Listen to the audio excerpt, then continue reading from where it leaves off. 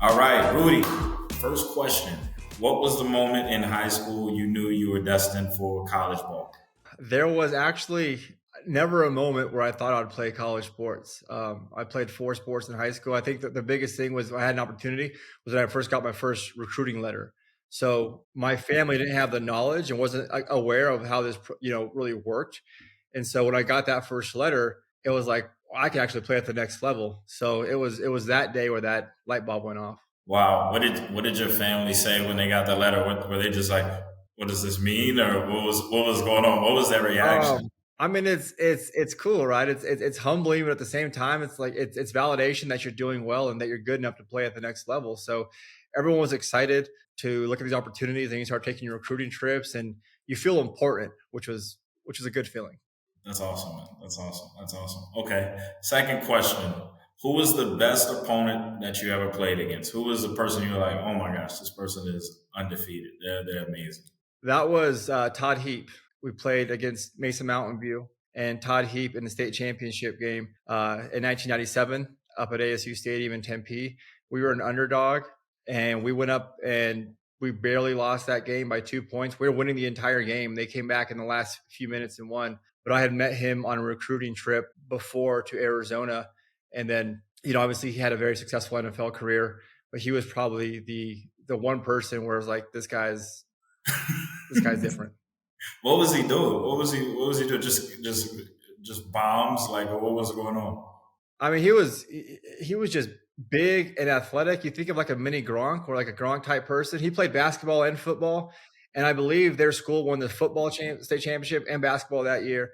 So he was one of these guys was just a freakish athlete in a sense that he was big but could still move and catch and run, with or without the ball. And so that's really hard to defend on any level. I hear it. Okay. Next question, number three. Who was a player that you played with that you felt like, man, if not for whatever circumstance, for sure could have made it to college, for sure could have made it to the NFL? That I played with, they didn't make it. Yeah.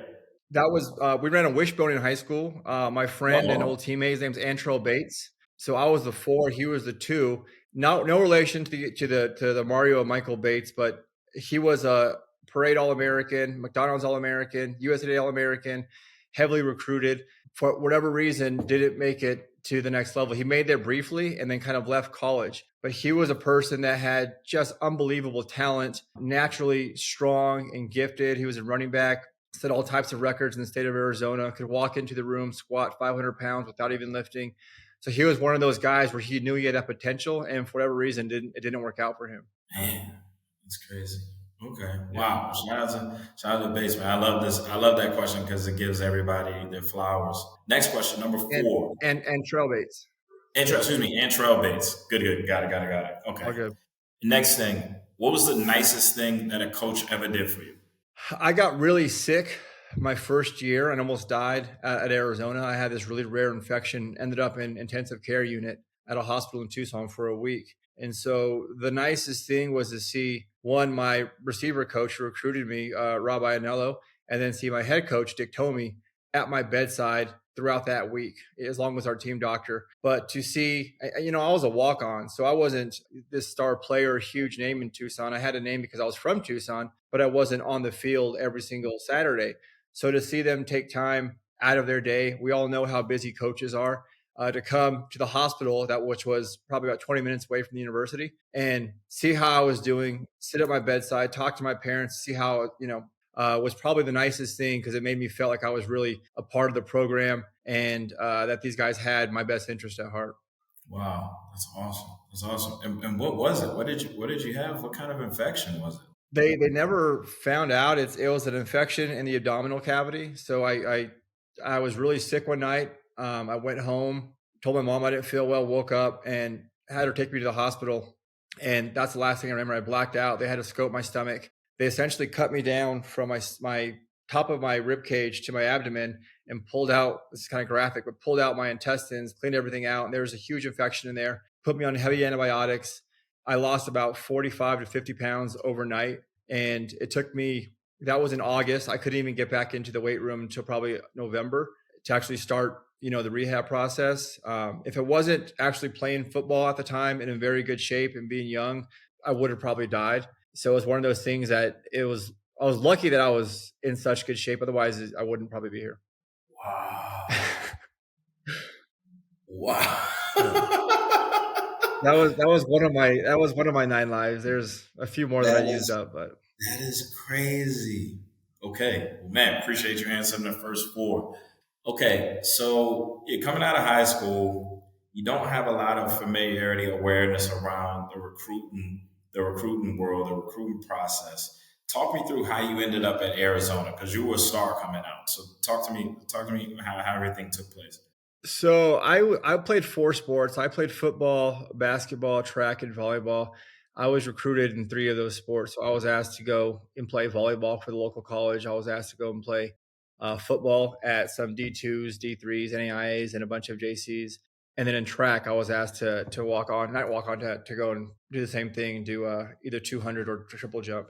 I chose to go junior college first, and the reason was you're a competitive person, you're an athlete, you always want to play at the highest level. And so I wanted to go and try my luck in JC and then go somewhere else. Not that I didn't appreciate the scholarships that I was offered from other smaller schools. I just wanted to have that experience. So that wound me up to getting some more of those same offers that you get from JUCO. So I had offers like Portland State, Occidental, colleges like that. A lot of colleges in the Midwest, but I had a relationship already with Arizona. So I was recruited by them, and I talked to them and told them I wanted to come back. And they essentially said, walk on. You can either redshirt or walk in 1 year and then earn your scholarship the following year.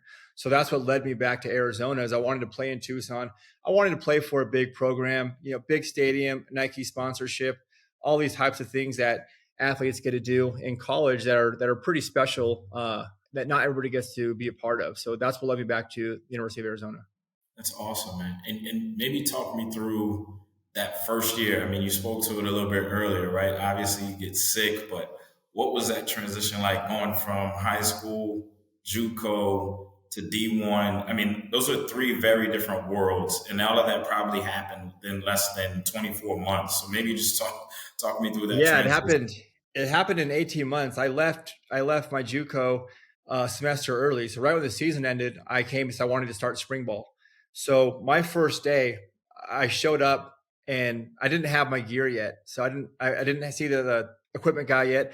I show up to the practice field and everyone's there with a t-shirt on and shorts and running shoes. Everyone else is full, in Arizona gear and cleats and everybody.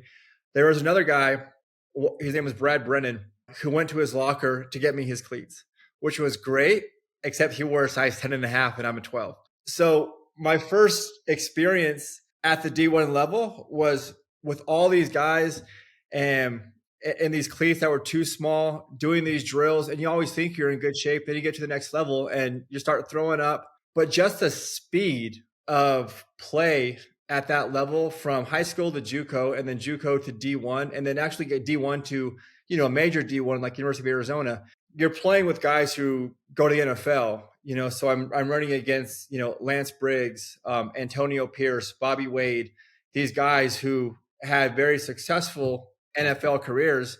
And the speed is one thing, but the mentality at that level is just different. So everybody in high school that plays college is good, but you got to have a certain mindset to actually get to the D1 level and then compete at that level. And it's really night and day, but it's the expression, drinking from a fire hose. You have all this just coming at you and you've got one choice, and that's just to go forward and embrace it.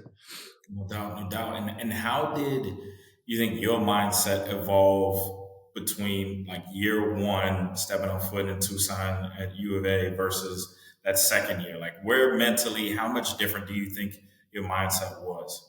To be honest, my mindset wasn't in this is where my story takes a turn, is because I had a really successful high school and then getting to college. After I got sick, I come back. It transitioned a little bit because our Dick Tomey, was forced to resign at my freshman year. And so we had a new coach come in and a lot of coaches left with him. So the, handshake agreements of the scholarships the next year, the getting off scout, getting some actually looks to get on the field, those are all out the window. So we have a new coach, new staff, and you're kind of building your stuff. So unless you're on Scully and one of the main players, it was harder to get that. But the reality of it was is I wasn't focused on football. At this time, I started to drink increasingly, and my priority became not football, but to actually, party. So this opportunity that I had to play football at a D1 level really was slipped through my fingers. I had more control over it than I realized, and I didn't see it at the time. Was there anyone who was like talking to you once they started to see you partying? Because I mean, it's U of A, right? Like when I think of Arizona, I think of a party, right? Like so, Yeah. was it that you were partying like everyone else? You just maybe weren't working as hard on the football side, or maybe talk to me a little bit more about like, what that I relationship think it was a combination of both. I worked hard in the weight room. I worked hard on the field. I went to, all the summer thing. It wasn't like I was skipping anything. It was just that extra effort that's needed to succeed, which is after practice, going back to the jugs, and catching balls, running routes, grabbing a QB, grabbing another, a second or third string QB, because the first guy ain't going to probably do it with you, but to go out and run routes. Those are the things that really separate somebody. And athletically, I was there. Like as a college athlete, I'm 6'2", 6'3", 4'5", 40-inch vertical, very strong, like a specimen athletically.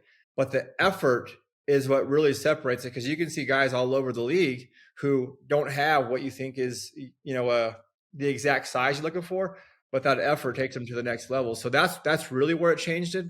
It was interfering with football, but it wasn't giving me that extra effort that I needed to actually, get on the field. got it? And as far as your teammates were concerned, were they trying to? Was there ever like any sort of like intervention to say like, "Yo, Rudy, like, come on, man, you're wild out a little bit," or was it? Or do you think it was because you were such an athlete, it was hard for them to reconcile how different it was because you were still working so hard and you were still out there competing at a high level? I just don't think you think about that thing at that age. That's one of the big reasons that I like telling my story, and I want to speak to more universities and specifically athletes. Addiction or alcoholism never crosses the mind at that age, because you are in that scene. You just described it well. Arizona, is a party school. And if you're partying and you're playing a sport, that's kind of par for the course, right? But I was doing it at a whole nother level, and it was like 6 days a week type thing where I was drinking 6 nights a week. And so to wake up at 5 and to go to, to lift, to watch film, to train, do all these kind of things, you're just not going to be at that level. And everybody doesn't know. You might come to practice and like smell hungover the next day or something. That's not every day, but they don't know the extent of what you're actually doing. So besides my close friends who I lived with, nobody really knew the extent of it, or what we did, because when we did do it all together, it was a normal Saturday night or a Thursday night or after a game at somebody's house. So those are the times. But in between those days, when everybody else is going home and going to bed, I was still doing it. Man. And to that end, do you remember when you first started to notice or think like, man, I have a problem, or maybe I'm doing this too much? Do you remember that moment? Yeah, but it wasn't then. I mean, I had gotten a couple of DUIs in college, and I got into an accident where I, ran into a street sign that I pretty much kept on the low. One of them got dismissed, and my dad is a recovering alcoholic. He's got over 42 years sobriety, so he would tell me certain things that, you're about my alcoholism and my drinking. He wouldn't call me alcoholic, but he would try to explain to me as best he could. He was doing what he could at that time. But again, like, this is in 2000. Nobody is talking about mental health. Nobody is talking about this thing very openly. Now you have a lot of these athletes who are coming out saying they're sober and they've struggled with certain things. So it's more prominent now. But back then, like I said, there was no awakening. There was parts where I stopped after I got in trouble one time. I stopped for about 4 or 5 months and just didn't drink. And I don't know if I was a full blown alcoholic then, or just, more of a binge drinker, but there was no point at that age where I thought, hey, I have a problem. So that just didn't happen at that age. Yeah.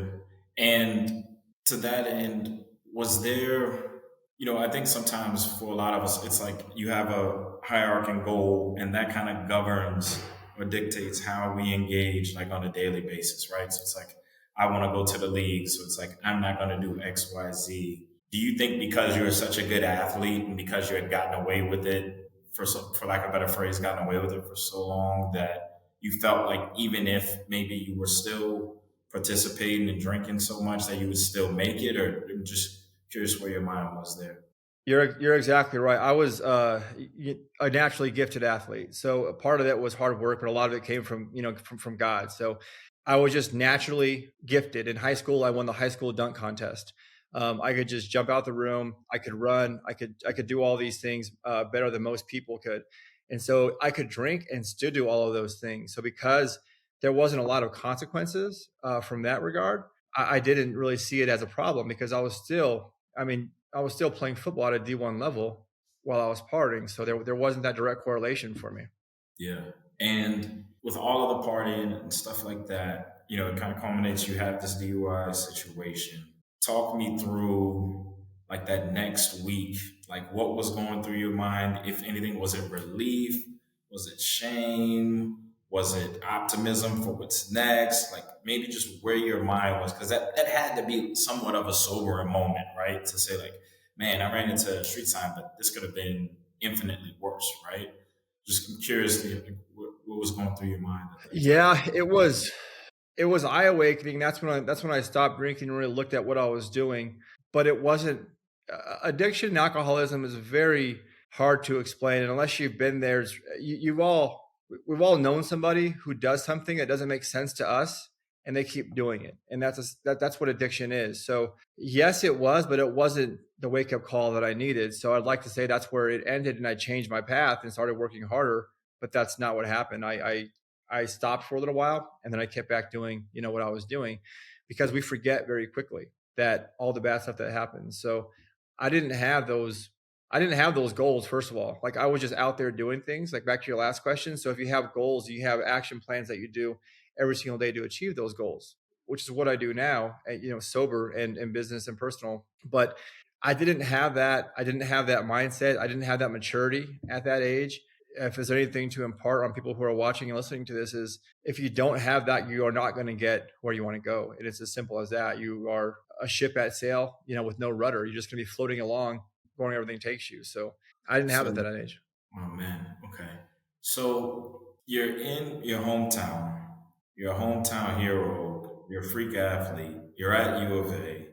Everybody probably is anticipating that you're going to do, it's U of A is probably not the last stop for you. Talk me through post UA, kind of what I see you smiling. Jump in, jump in. What do you have? But I don't. I think they might have thought that in high school, but once I left high school and actually got to Arizona and wasn't really playing, I was more, practice squad, scout team. I got in a couple times against USC, but so that was more for the other guy. Like he was the guy who was supposed to go. I had 1,000 yards and 15 touchdowns. He had over 3,000 yards and 50 touchdowns. So he was the guy that was expected that. So as far as that pressure goes to like be this hometown hero, he was the hometown guy who didn't make it. If anything, it was a little bit off me, and I actually made it to that level. So even though I wasn't on the field every single Saturday, I was still looked up to because I go back to my Good. high school and say, I'm here, and they have anybody who plays college, they have your picture above in the weight room. Oh, So nice. I'm up there. My name's on there for like, in high school, I'm power cleaning 295 and my name's on the board for that kind of thing. So that was cool. Okay, I got you. I got you. But you leave U of A. You're in a situation now where you're starting to identify you have an issue. Maybe you're not solving it yet. Maybe talk me through that next 5 years, that 3 to 5 years post college. Like what was going on? Where was your mindset, and how did you combat a little bit the addiction and everything else? So after college, it really took me. I got sober. My first attempt was I got sober about a year in 2008, and then in 2009 started drinking again, and then 2013 is really where I started to progress in life. At that point, I'm already 33, so that's roughly 10 years after college. I graduated in 2020. I'm sorry, 2003. But that time was confused and lost because from this point on, whatever I did, it didn't take a whole lot of effort to be really not only good at it, to be better than most people. When it comes to sports and school, it didn't take a lot of effort to succeed. And I had a good GPA once I put my mind to it. Athletically, I was there, but I was always the guy. I was always a guy in high school. You get to college, you're still playing, you're still part of this program, you're wearing all the cool stuff. And so you have this identity as being a success football player. But granted, I didn't have the actual tools and habits that most successful people have. It was more of a naturally thing.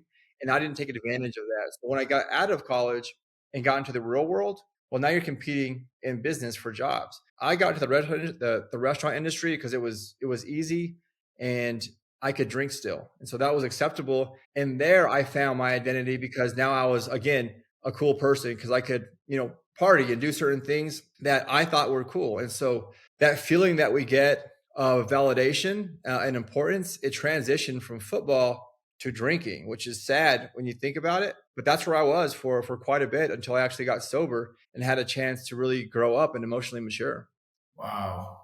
And to that end, you mentioned the attempts at sobriety. Can you kind of help some people understand who, because I think for many, and I'm speaking as someone who's partially ignorant. I mean, I have a best friend that's been sober for 500 days. I appreciate him for it. I don't know if I fully.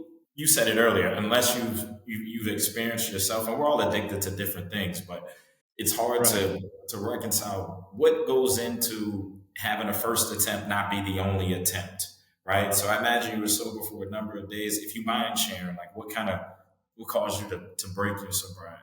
Um, so what got me sober in the original part or the first part was I just started adding up everything. Like I was missing Mhm. things that I had. I was supposed to go meet my mom for lunch one day. I know, and I drank so much. I woke up late. I missed that. So obligations and promises to other people, I was missing. I got to the point where I started seeing everybody else around me starting to grow professionally. They had, different types of jobs than I had. They were having relationships with people, getting engaged, buying homes, doing all these things that you do as you grow up. And that wasn't happening for me. I was still stuck in here. And so I woke up one day. At this point, I'm like traveling around the country, opening restaurants for raw sushi. And I called the number on the back of the card for the behavioral health, and I just told them that I was looking for treatment. So I found an IOP, which is intensive outpatient, and called the Mark. And I checked myself in there, which was it was 3 nights a week for about 3 hours, individual therapy, and then Saturdays was family day. So that was really the first time that I accepted that I was an alcoholic. I went through the 12 steps, had a sponsor and started this whole process. That lasted for about a year. What happened, how I lost my sobriety was I stopped doing some of the things that got me there. And so I was watching, I know this clear as day. I was watching a movie called Get Him to the Greek with Russell Brand, who On a hill, coincidentally yeah, is sober. Um, yeah. and I had an apartment on River and Craycroft. I was at my parents' house in Oro Valley. And as we were watching this movie, I'd go there on Sundays and hang out, have dinner, do laundry, then go back to my place. Something in that movie triggered me, and I wanted to drink. So now, if I get triggered, I call somebody and I walk through the steps in my head. Then I didn't have that skill set built yet because I stopped doing certain things. So if you think of a trigger, I had this compulsion and obsession to drink, and it just started controlling me. And so I left there.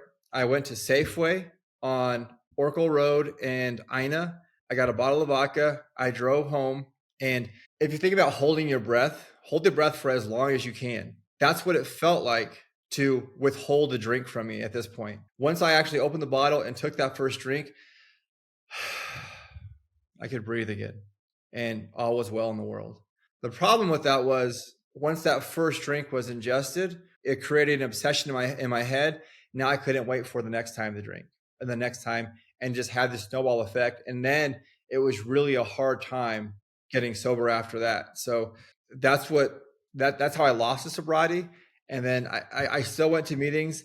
Just I could not get back on the wagon. It took me a long time. It took me until 2013 to actually really get sober again.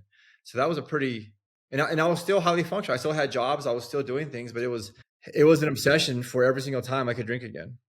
Something that's really interesting is you mentioned earlier, that your dad had some issues with alcohol. And I know to some extent sometimes this stuff is genetic, right?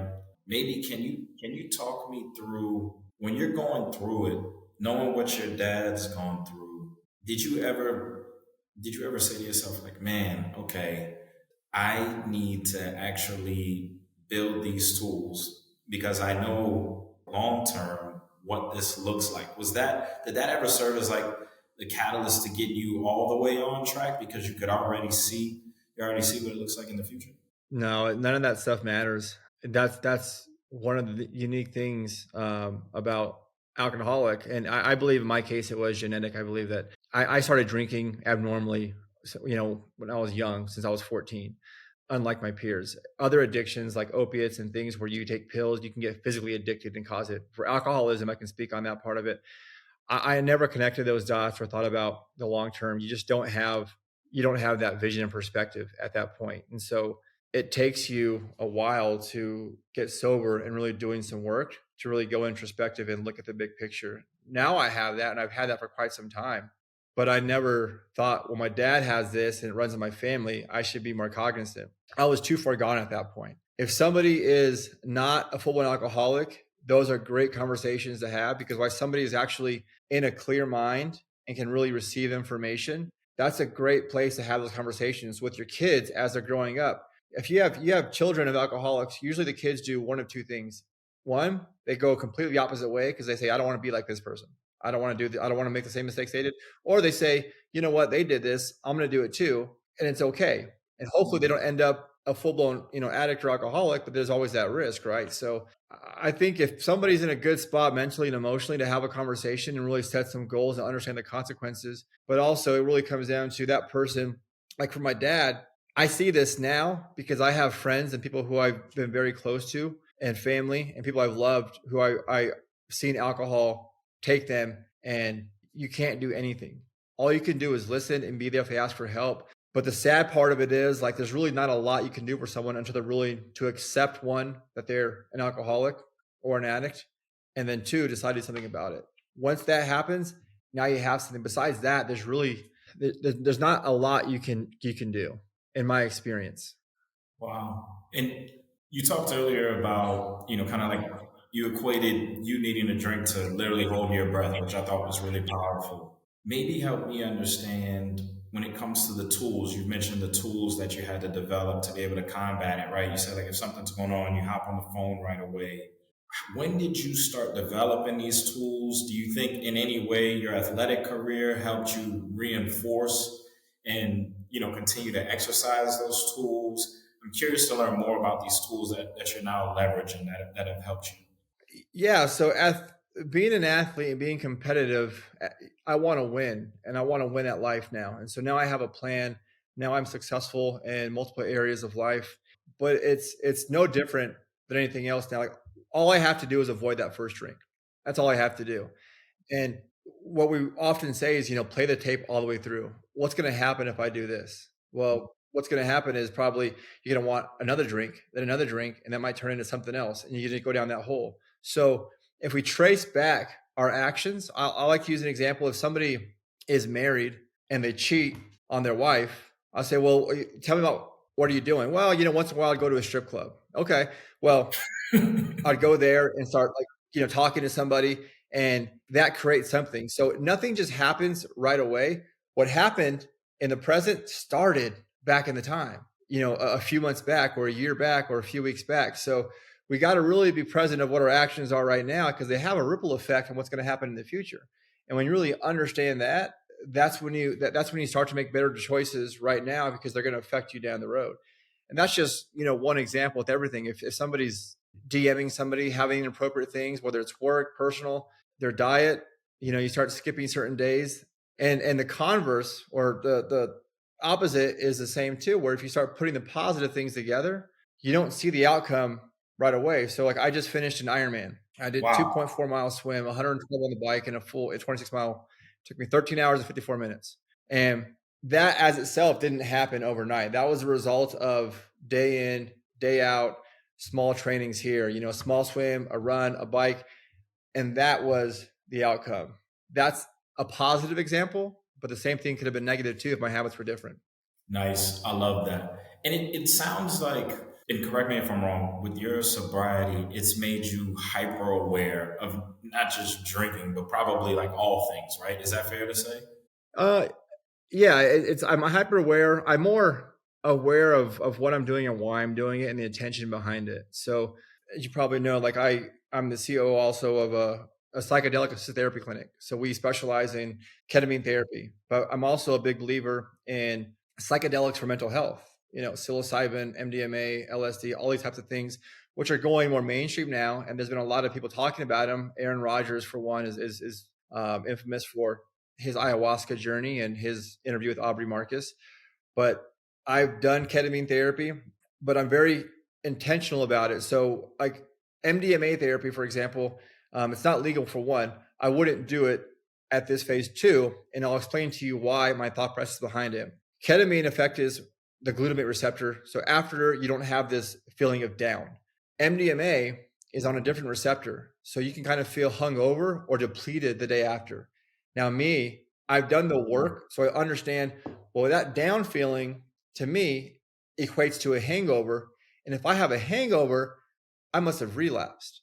So what that's going to do to me psychologically is way worse and outweighs the pros of what that can offer me. So that's how I think about situations when it comes to that. Is I'm very pragmatic about it, and I have the self-awareness and the foresight to understand what's going on. Does that make sense? A ton. That's amazing. And I kind of want to double click on that. You start your sobriety. You're seeing everyone around you starting to progress.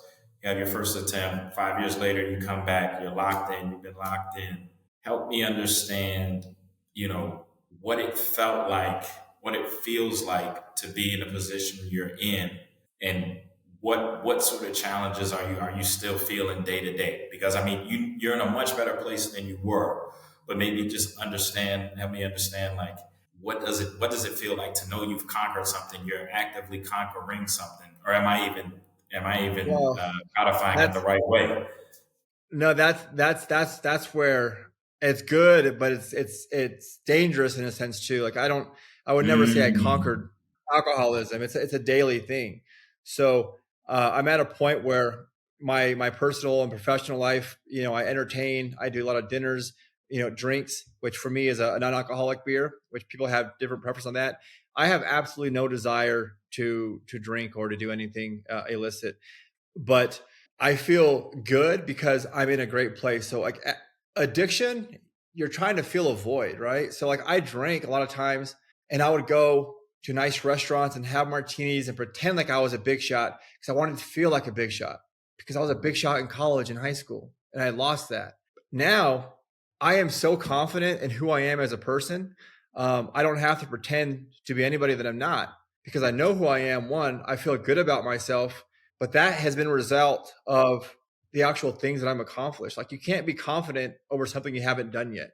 So because I've done certain things, now I have that confidence. I don't have a void. I'm not trying to fill anything. Like I'm loved by my children, by my family, by my friends. I'm not chasing after anything.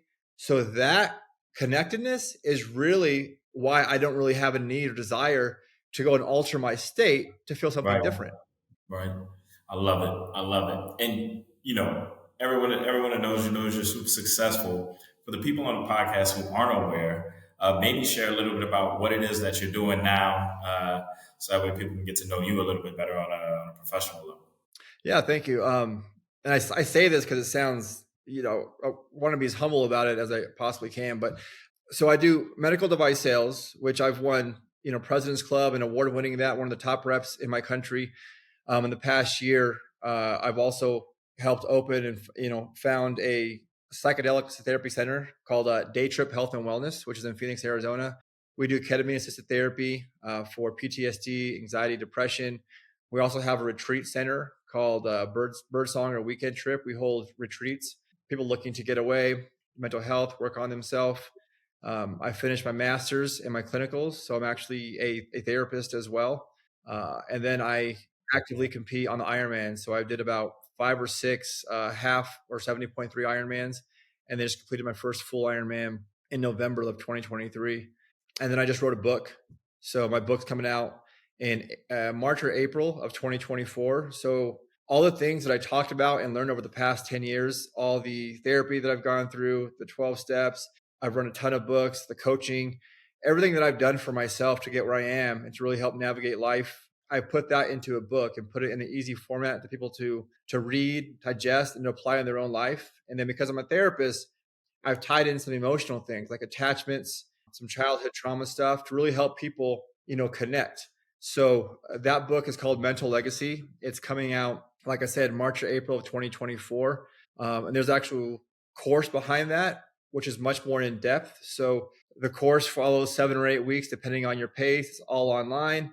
It's at an affordable rate, much less than what it costs to go to, 10 therapy sessions. You can get a lot of great information from an actual therapist with real results.